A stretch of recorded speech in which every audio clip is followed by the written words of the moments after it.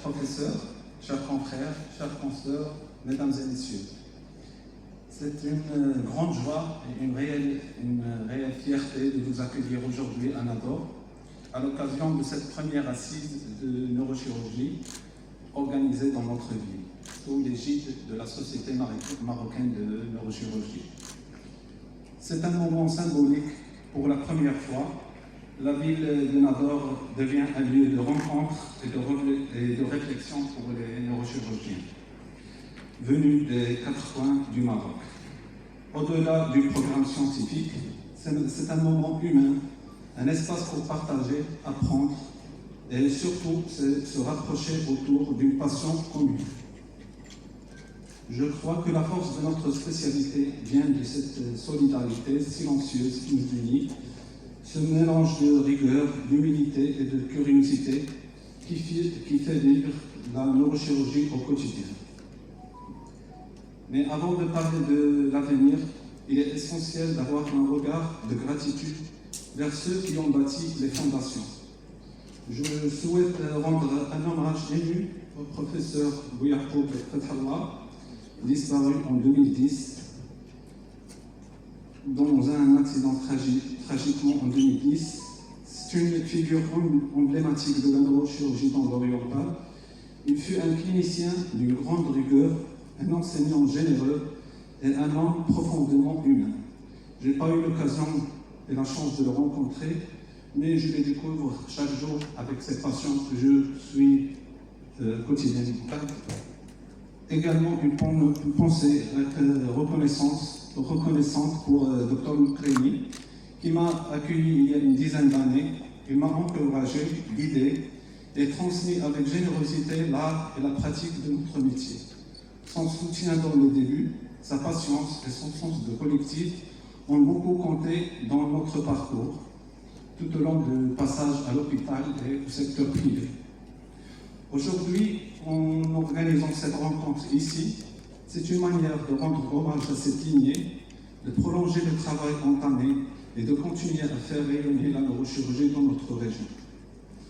Je remercie très sincèrement la Société marocaine de neurochirurgie pour sa confiance, à leur tête mon cher ami et professeur Zemmour, tout au long de mes années de formation et après toutes les années de formation.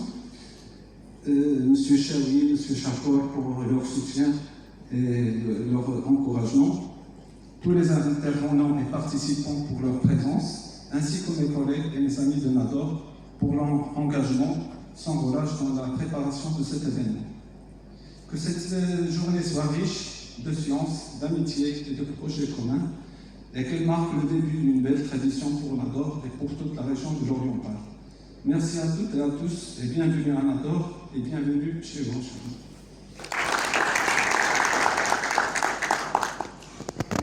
On commence, Inch'Allah, cet après-midi par des observations cliniques et après on va entamer la conférence présentée par le Dr Montasser, pneumologue,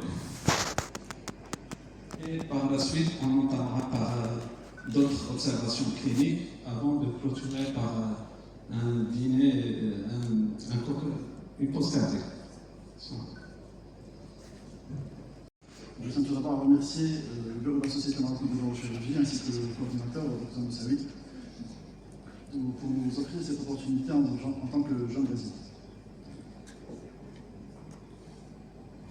On a choisi d'intituler notre présentation « Quand le racisme parle du corps ». Ne développerai pas davantage notre choix de titre et vous invite ensemble à découvrir cette clinique jusqu'à sa partie finale.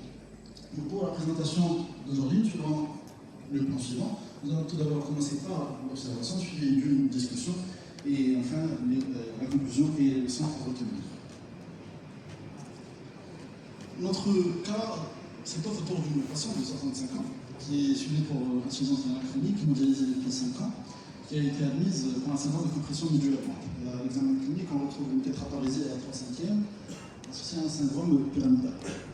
Dans ce tableau de syndrome de compression médulaire, on a complété par l'IRM médulaire. L'IRM a permis d'objectiver. Il s'agit d'une lésion hétérogène en hyposignal T2 avec une lésion en son sein hyper T2, hyper stir et hypo T2.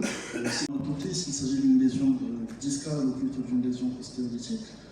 Mais en suivant les épineuses, on retrouve que l'épineuse en regard de notre lésion présente est plutôt en hypocignal T2. Et sur la séquence vidéo que vous pourrez découvrir par la suite si vous le souhaitez, on peut retrouver que ces épineuses se fondent au sein du corps vertébral et que les épineuses, que cette lésion correspond à une lésion vertébrale ostéolytique.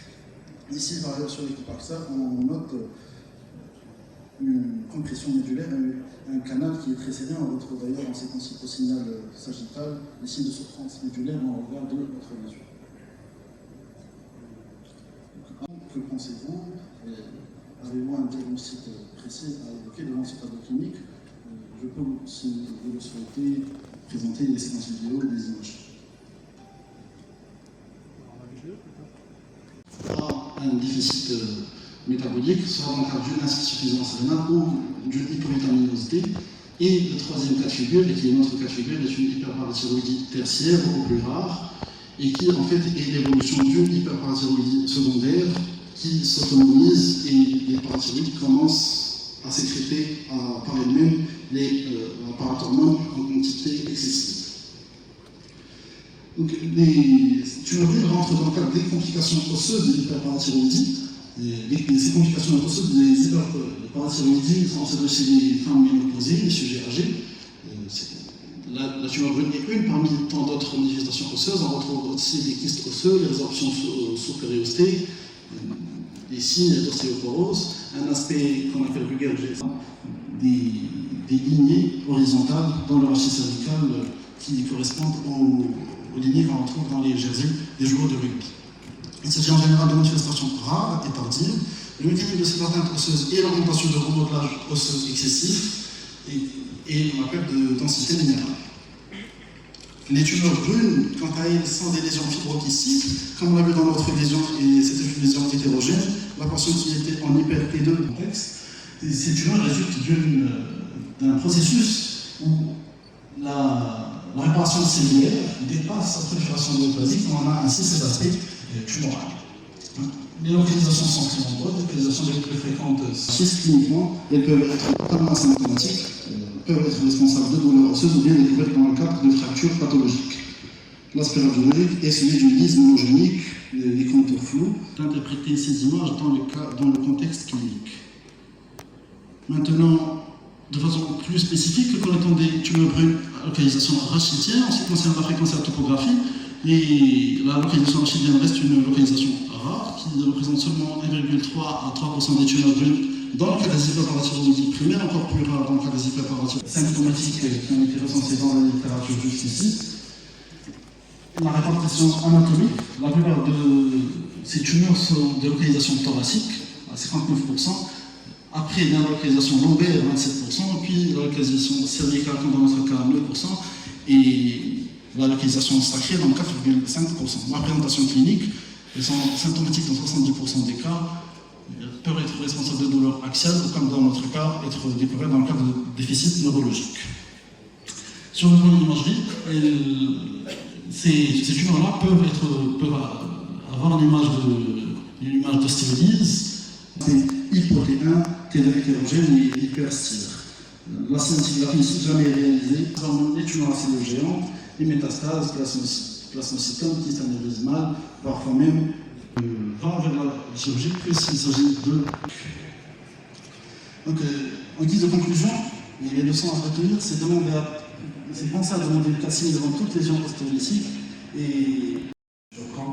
Et que l'anapath, c'est elle qui va confirmer le diagnostic. Ça me rappelle exactement une patiente que j'avais opérée après 3 mois, 4 mois. Un tableau de compression médulaire grade B. Et l'IRM, elle était en faveur d'une pathologie fort probablement tumorale. Mais l'anapath a révélé que c'est un tassement pathologique ostéoporotique après étude d'anapath. Des fois, on a des surprises. Je ne sais pas si vous avez des questions.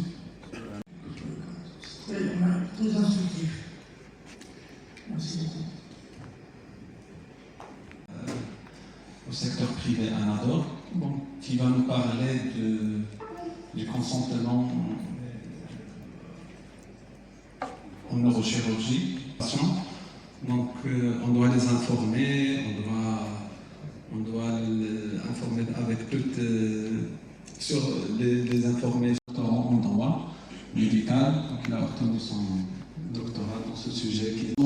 Il ne doit pas être sous l'influence de l'erreur, le don et la violence. Donc, les trois qui peuvent entraîner le vice de consentement. S'il y a une erreur dans le consentement, c'est un consentement vicié, donc non rouge. S'il y a une pression sur la malade par la violence, ou s'il y a un don, on va voir ça.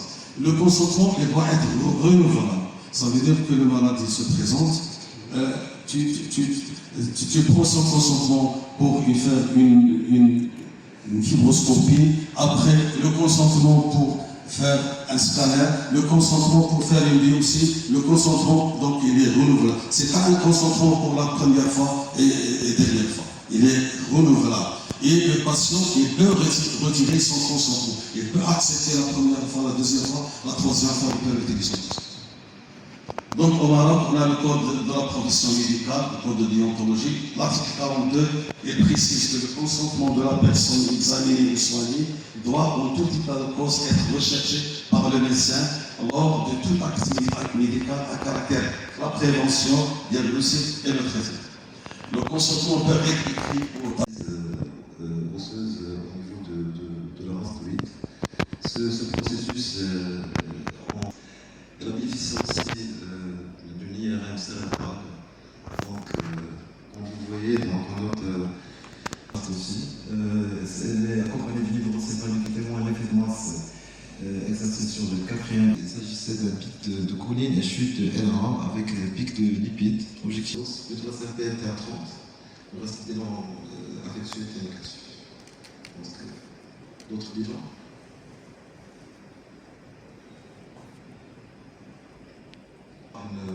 Un non-fluor hépatique et un fibron utérin.